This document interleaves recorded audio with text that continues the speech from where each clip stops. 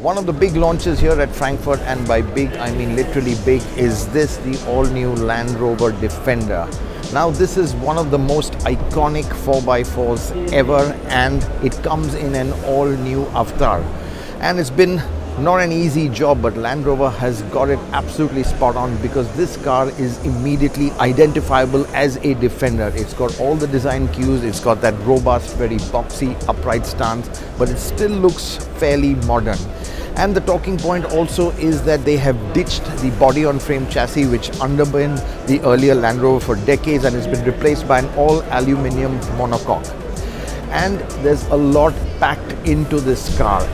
It's got a lot of things which are going to make it a fantastic off-roader, and amongst them is huge ground clearance, 291 millimeters. And you know that this car is very high riding when you try and step into this very high cabin. It's quite a trek to get in here.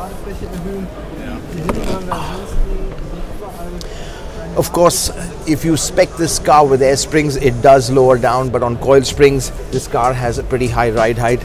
And I think for Mumbai and places like that where you have flooded roads for most of the monsoon, this thing could be pretty useful even in the urban jungle. But let's see what other specs the new Defender has.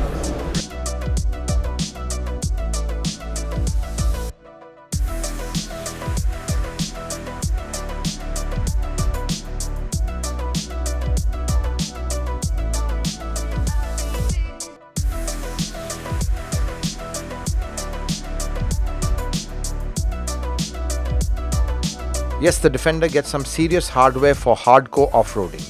You get a locking and center rear differential and 3 levels of throttle and gearbox modes to suit different terrains.